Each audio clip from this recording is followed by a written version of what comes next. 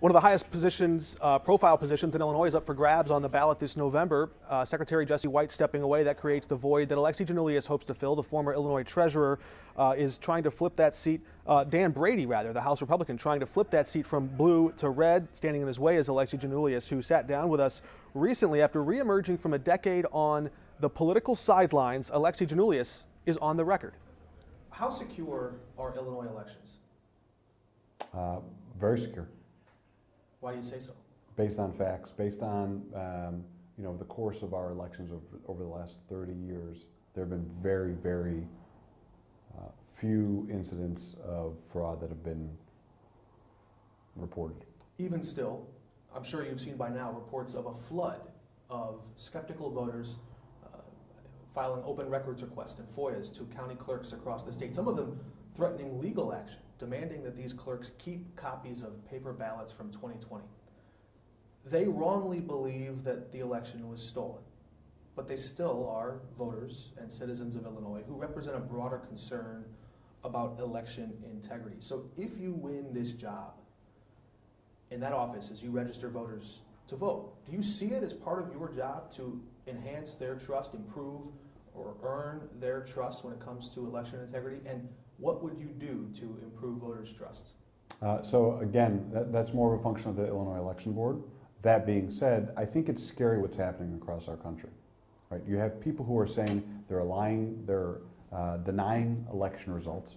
They're not, regardless of who wins, they're not going to certify elections.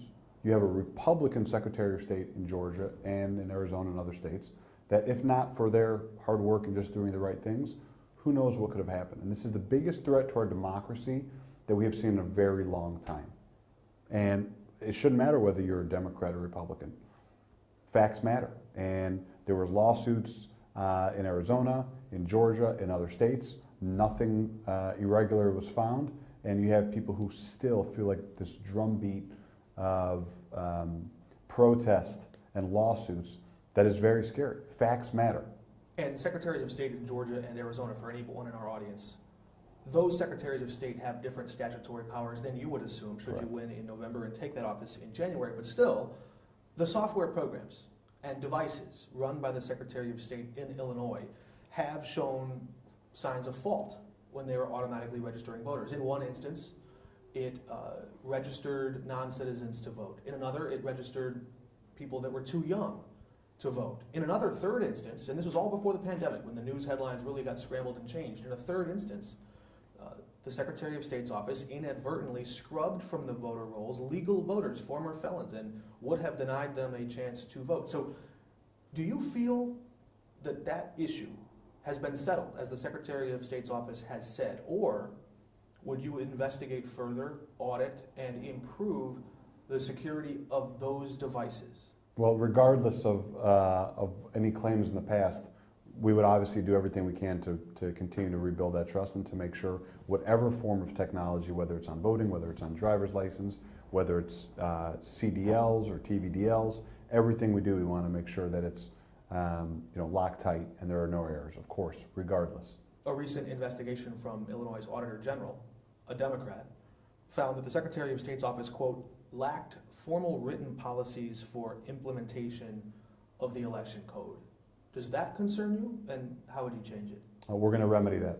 That's not going to be an issue. I can't speak to what's happened in the past, and obviously I have to get elected first. But going forward, if I'm fortunate enough to get elected in January, there will be written policies, and we will do everything we can to make this process as secure as possible. What does it cost to license a car in Illinois? To license a car? What do you mean to license? So to get your license, to license that sticker on the license plate, what is it? $55. It's $151. $151. Sorry, 55 is the renewal. Sorry for. Is it too expensive to license your car in Illinois? So well, 151 is even more for truckers. So yes, it is expensive, and we've heard that complaint across the state. And unfortunately, everyone pays it, whether you're worth $20 million or whether you're in poverty. So one of the things that we're going to look at, and I don't want to speak out of school, we have to get there first. We have talked about and looked at the possibility of a process wherein people who are lower income don't have to pay that $151 or even more for truck drivers. So where's the cutoff? That's what we have to figure out. We haven't done all the due diligence on that. Based on the poverty line? Based on the poverty line, based on different income levels, we're going to experiment and see sort of what other states are doing, if there's another way to make it less regressive. A progressive car registration fee?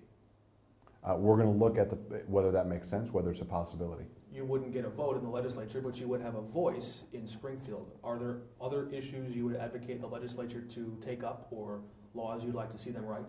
Well, there's a number of them. We've been talking on the campaign trail about social justice issues. For example, making sure that anyone who leaves prison or is an ex-offender has a state ID when they leave prison.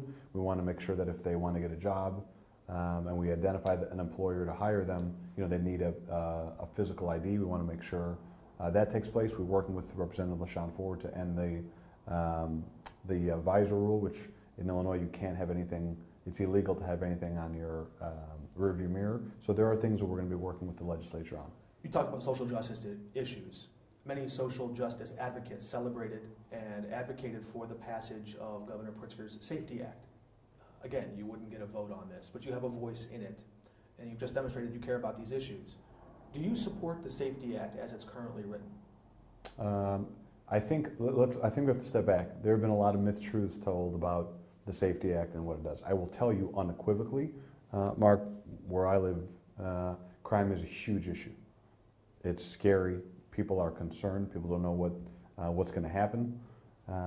And I think clarifying what the Safety Act really does, that we're not going to, that people aren't going to be let out into the streets for no reason. I think understanding what the Safety Act really does is important, and I think that's crucial. We're sitting in a library, and you came here with Secretary of State Jesse White. You want to become the state's chief librarian, and you've made an issue out of banning books. Is that a real issue in Illinois? Are you seeing real evidence? Where's the evidence that anyone wants to ban books in Illinois? So it's taking place in a couple of the suburbs. There have been a request to ban certain books in libraries, and to me... School libraries or public libraries? Public libraries. One was a school library. We'll get you those details. And I will tell you unequivocally, the banning of books undermines fundamental principle of education, which is to allow young boys and girls to learn for themselves. This should not be a Democrat or Republican issue. Banning books does not help the discourse. It's unconstitutional. Kids should be allowed to dissect information and make decisions for themselves. I think it's horrible. It's scary. It puts undue pressure on our librarians. They're burnt out. They're getting sued. They're scared. They're nervous. And as we talked to the head librarian here, for example, she said that's the #1 issue that this library is facing. Do you see a difference in learning and what students learn? Or asked another way, do you see a difference in any of the, say, sex ed materials in the books you might have read growing up in the 70s or 80s, and the sex ed material that might be present in books that maybe your children would read in 2022? That's a good question. I think, so the answer is 80s is when I grew up, and I will tell you I had a guess there. Okay, that everything was accessible. We read whatever was out there. It was my parents taught me and my brothers to read every single night. They read to us before we could read. Books were a huge part of it. Nothing was off limits. Any book we wanted to read, we were allowed and encouraged to read it and form our own opinions and come up with our own results on what that book should mean and what it means to us. A lot of families, a lot of parents do set limits for their kids.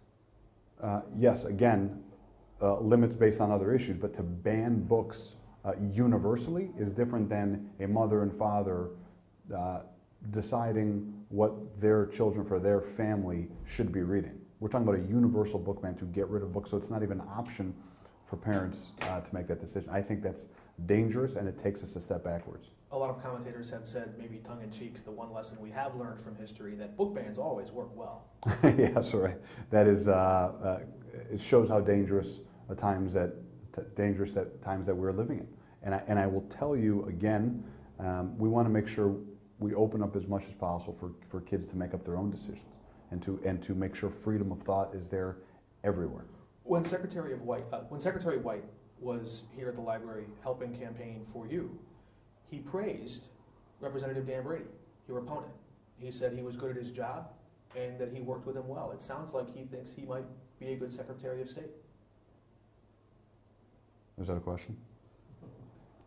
Again, I think we've been talking since the campaign began about the importance of modernization, how we're going to make sure that we put digital driver's license, digital IDs, how we're going to focus on banning books and making sure books aren't banned, and some of the things we want to do in the office.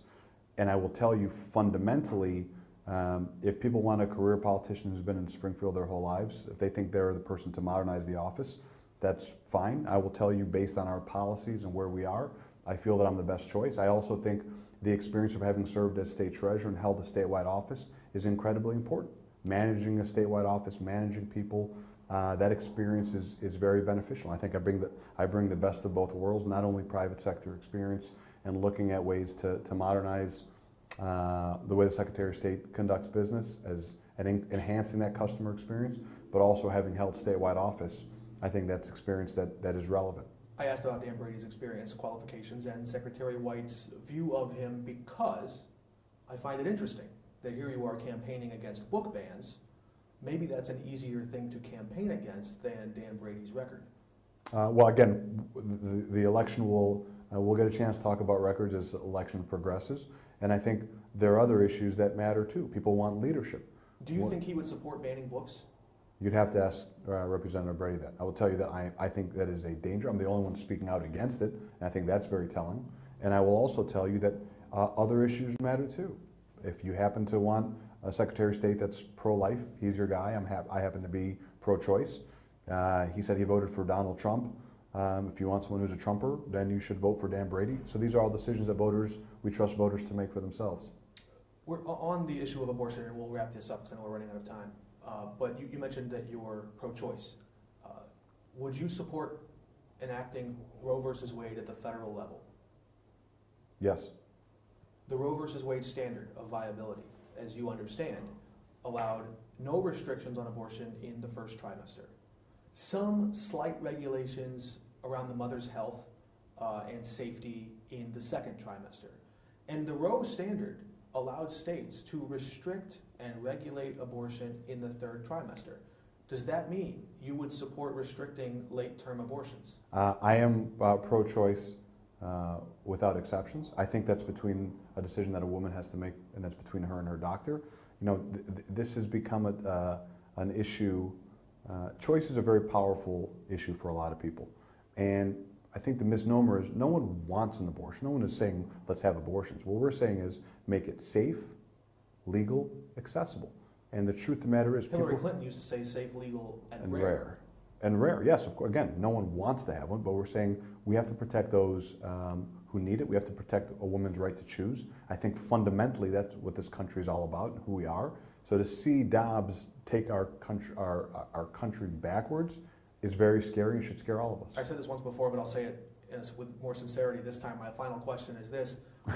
Some viewers might want to know, voters might want to know, well, what in the world does the guy at the DMV, the Secretary of State, have to do with abortion? Why is this an issue in this race?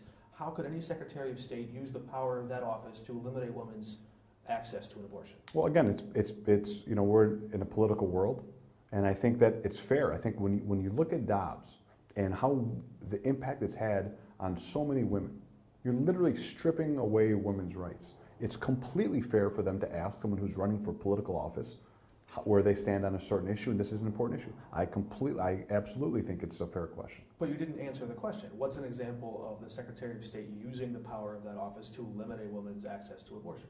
How would that happen? So directly and indirectly, there are ways that it's impactful. You may have seen a couple months ago, we announced our proposal to make sure that automatic license plate readers are not used to target women who travel to Illinois or safe haven states to get abortions. We don't want these private companies to use this to target women who are traveling across state lines. Do you think that office could be used as a method of data surveillance? I think it's a way to make sure that data surveillance is used, make sure it's used properly. It is an important tool for law enforcement. We want to make sure it's used for criminal behavior or carjackings, but not to... or a mileage tax? But not to go after women who are coming into Illinois, for example, to get abortions. So that's something that, again, that's a fundamental difference between my opponent and I. We're going to do everything we can in our power to protect these women. Thanks for sitting down with us. Thank you.